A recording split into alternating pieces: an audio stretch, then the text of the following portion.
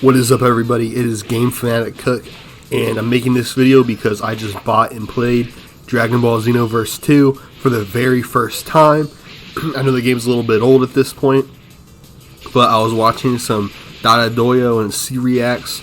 You know, they're big Dragon Ball fans. I like watching Dragon Ball stuff, not playing it, but this game looked very interesting, so I went ahead and bought it at full price. It was like $40 on Steam, which was ridiculous.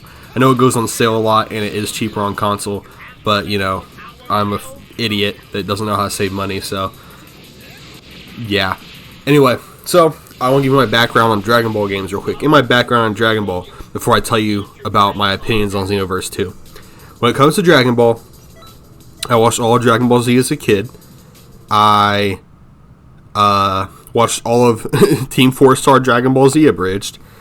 Then I watched Dragon Ball Super, just the Tournament of Power saga, in 5-minute increments in the Spanish dub with English subtitles on YouTube. And that is pretty much what I've watched of Dragon Ball. I love Dragon Ball Z though, huge fan. But yeah, when it comes to Dragon Ball games, I have played, I believe, Dragon Ball Budokai Tenkaichi 3 maybe on the Wii. If there's a Budokai Tenkaichi whatever the fuck game on the Wii, that's the one I played. And I played it for like maybe like an hour. It was a gift from one of my sister's friends. And you know, I was like, cool. I never really touched it though. And then I also played Dragon Ball, I believe, Z Fighter, which is a newer game, I want to say. It's just like a fighting game like Street Fighter. And I played that because it was free on Game Pass. And I played that like last year. And it was pretty cool, I guess. It was a good fighting game, but I'm actually not a fighting game fan. So that's why I never played any Dragon Ball games, because all of them are fighting games. And, you know, Xenoverse 2 is kind of also a fighting game with combos and such. And that's just something I'm not a fan of. Which is why I really had to be influenced to buy it by YouTubers, and also the fact that there's character customization. And I think it's super cool to create your own character in the Dragon Ball universe. So, I bought Xenoverse 2, started playing it last night. I had like 6 hours on record. And dude, it is fucking fun. Holy crap. I'm having a great time playing through it. Just seeing different moves, performing different moves. Going through the training is fun.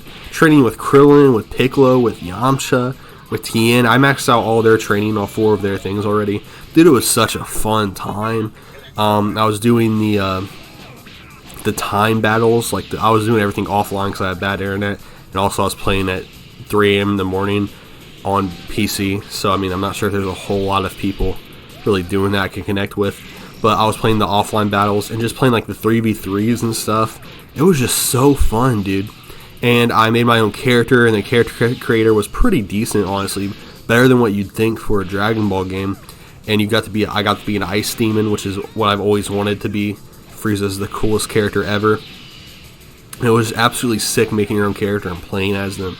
And, you know, these missions, even the 3v3 missions, I want to go back to those real quick. They're really fun, but also, they're kind of interesting. It's cool to see, characters react to your guy just plopping in out of nowhere in those weird instances. It's like a fanboy's dream almost. Be like, if I was there, you know, things would have gone differently. Or you're fighting alongside the main characters on the main storyline. And it's obviously they did that on purpose. And it's just a cool little idea that I like a lot, you know. And you can't really I don't want to say that the story is amazing or anything, or that the scenes are super well thought out with awesome scripts and stuff, because they're not. But that's not why you play the game. You play the game because how much charm it has. It's just playing the game. It really does have tons of charm. It's insane. I can't say the game is great. I don't think I can say that because the story is kind of stupid. I usually skipped a lot of the cutscenes. The graphics are pretty decent. And then the combat is, you know, it's cool, it's unique because it's Dragon Ball moves, but it's not anything special. But there's just a weird charm to the game that makes it, so addicting and cool. So, I mean, I'm not saying it's a bad game, obviously. I think it's a good game.